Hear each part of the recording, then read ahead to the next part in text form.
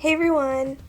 So, a couple videos back, I talked about going to spring make, and one of the things that I made there was a knife. Or I worked on a knife. I didn't finish it. I ended up working on that knife on the second day, so I only had that day to work on it, and I was learning how to make it, so it went a little bit slower than usual probably. So I got it to a point where I could take it home and finish. A little bit about spring make. It was awesome. I'd never gone to a conference like that. I've gone to Maker Faire way back in the day when they first started, and that was really cool. It was fun. It's always really inspiring to go to gatherings like that where there's a bunch of creative makers and people like that you can just kind of learn from and see what they do. But this one, Spring Make, it was smaller, so there were a lot more opportunities to meet people there that, you may watch on YouTube already or follow them on social media. So that was really cool. And a lot of them were actually there serving as instructors for teaching how to make certain things or to help people learn how to use different tools. So at this thing, there were pretty much three main things you could do.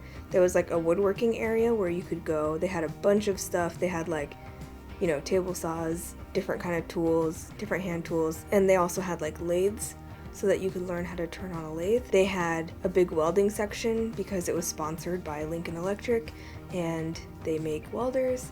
So they had a big section where you can learn how to weld. So that was really cool. They had a big plasma cutter there so that people could cut metal and use it for either welding or blacksmithing, which is the other section that they had there. They had a bunch of forgers going and they had some anvils, and that's where I ended up sticking mostly. We have a lot of woodworking tools here at our house, and I've pretty much been using woodworking tools for a long time, so I didn't really want to take those resources up while other people were probably, wanting to learn how to use them. And welding, I don't have that much experience, but I have done it before, so I already kind of know the basics. But blacksmithing, I had never done, and I've always been interested in it, so that's where I stuck.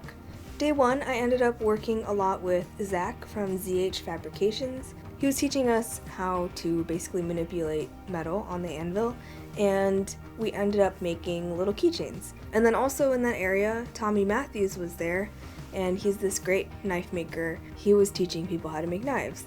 I jumped in on the last day because I did want to do knife making, but I don't know, I didn't jump in right away, so I was kind of timid about jumping in towards, I guess, the end of it. But he was totally willing to help those of us who still wanted to learn how to make knives, and I knew that I had the materials to finish making my knife at home.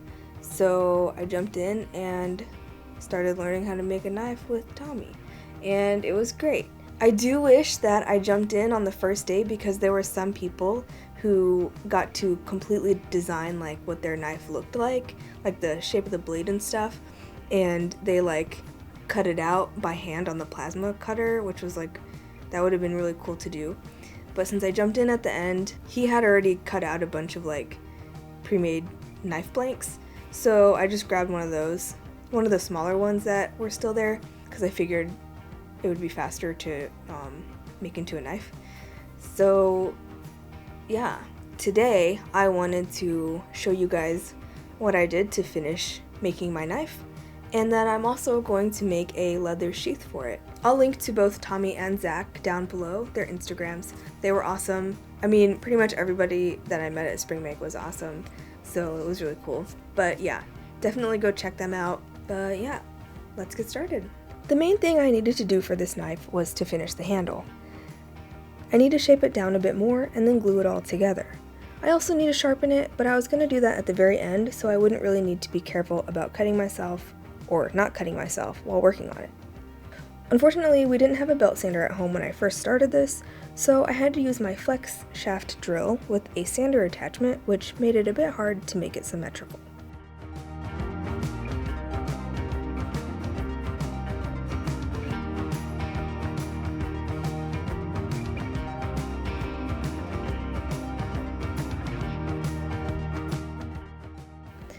So once I got it down to about the size that I wanted, I carefully took everything apart, mixed up some epoxy, spread it on the inside of the wood, and then put it all back together again, clamping it while it cured. Since this was a bit rushed, the holes that were drilled out on the wood for the brass pins were kinda sloppy. So to fix the gaps, I filled them in with sawdust and dropped in a small amount of CA glue, aka super glue. I kind of overfilled the gaps because I was going to be sanding it down to its final shape still, so I wasn't really worried about the excess sawdust super glue on the surface. So between curing times for this thing, my husband and I ended up finding ourselves at Harbor Freight, and we picked up a little belt sander / disc sander combo for our woodworking room. This was perfect for finishing up my knife. Basically, I just used the belt sander to finish shaping the handle. Seriously, this thing made it so much faster and easier. I kept sanding it and shaping it until it fit my hand nicely. The belt sander's grit was pretty coarse, so once I was done using it, I went back and hand sanded the handle with the finer and finer coarse sandpaper. I thought that I had some tung oil to finish the handle, but I couldn't find it, so I ended up just using some boiled linseed oil instead. I think that's an okay finish. I guess if it's not, I'll just refinish it with something else later. I rubbed some oil on, let it sit for a couple minutes, and then wiped the excess off and buffed it. And then the knife is done. Well, actually, I still need to sharpen it, but since I still wanted to make this sheath for it, I put off sharpening a little bit longer. I drew up a pattern on a piece of paper. I wanted to wet form this leather around the knife, so I had to give myself a little bit of extra material around where the handle will be, since that will be much thicker than the blade area. Here I'm sketching out the welt. This is an extra strip of leather that gets sandwiched in between the outer layers to give room for the blade of the knife. Once I got a pattern that I liked, I transferred it to a piece of leather and cut it out. For the welt, I cut that out of the paper pattern and then transferred that onto leather and cut that out as well. I stuck the main piece of leather into some water to prepare it for wet forming. This needs to soak about 30 minutes, so in the meantime, I decided to wrap my knife to protect it from the moisture. I used plastic wrap and tried to get that as tight as I could, but it was still a little bit loose, so I went back and taped over the plastic. Probably overkill, but I really wanted to make it nice and tight, and also the tape provided extra protection. I also decided to skive the welt while I waited for the other leather to soak. This is basically just shaving down the leather. You want the end that's going to be where the main leather piece folds over on itself to be pretty thin. So first, I totally shaved off the finished side of the leather so that it would be easier to glue, and then starting about 1/4 of the way from the end, I started tapering it until it was really thin at the end. Well, I tried to do that anyway. I probably could have gotten it thinner, but I was kind of scared to shave off too much. When the leather was done soaking, I blotted off the excess water and started forming it around the knife. When I got the fold established, I marked it and then opened it back up and used this carving tool to remove a bit of the material on the fold, going a couple inches in, probably about halfway up the blade length. In my research on how to make a sheath, I saw some people sometimes carved out 3 straight lines, one on the fold and then one on either side. I think this makes the fold nicer. You remove the material from a wider area rather than removing a bunch just right in the middle, so I guess that helps it not be too weak and tear at that spot. I don't know. I saw someone do it once, so I did it as well. And then once that was all carved out, I continued forming the leather around the knife. I used binder clips around the edge to clamp everything together, and if you remember the last wet forming DIY I did, these binder clips ended up leaking a bunch of black ink all over the leather, so to try to avoid that this time, I used some scrap pleather fabric that I had laying around to act as a barrier between the leather and the clips, and this ended up working out pretty well. I let this dry overnight. Once it was totally dry, I removed the knife and freed it from the tape and plastic wrap. Then I removed all of the clips. I had a bit of excess leather along the blade area, so I marked where I wanted to cut it back a bit and then cut that off with an X-Acto knife. Then I used this groover tool and set it to just over 1/4 of an inch and made a groove for the stitches all along the edge to be sewn. Then I punched the holes for the stitches into this groove. I applied contact cement along the edges to be stitched and on the welt, and let everything sit for about 15 minutes. Once that was ready to go, I placed the welt and then pressed all of the leather together. I trimmed down the extra leather from the welt, and then I used my flex shaft drill to drill out each punched hole. The holes punched through the top layer of the leather, and in some cases through to the bottom, but the welt didn't have any holes, so basically the punched holes worked as a guide for me to drill the holes all the way through the welt, and then in some cases through the bottom. Using some brown waxed thread, I saddle stitched this edge, and only broke one needle this time.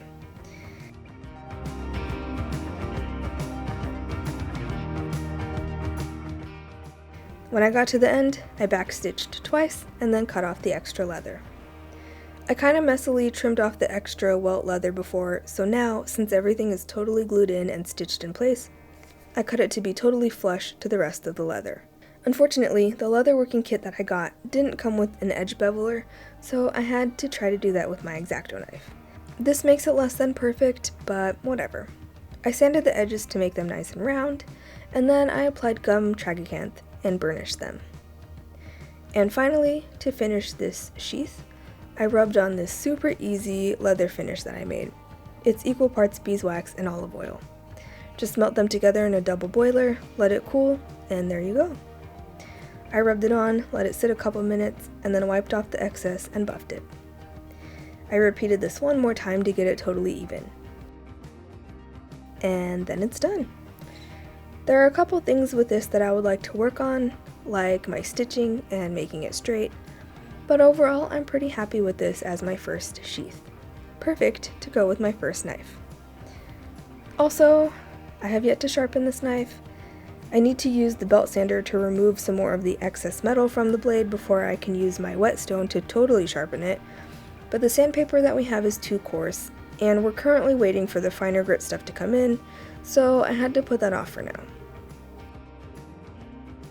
I hope you guys enjoyed this video. I definitely enjoyed learning how to make this knife and want to do more. If you did like this video, then please leave a like, subscribe, hit that notification bell, all of that good stuff. If you want to follow me on any of my social media, those will be linked down below. If you have any questions or suggestions, then please leave a comment down below, and I'll see you next week. Thank you so much to my patrons for helping me produce this video. If you like my videos and have learned something from them, please consider supporting me on Patreon to help me continue to make them. It's totally optional. I'll still be making videos either way. It just helps me be able to put out better stuff. A link will be down below, or you can just click up here in the corner.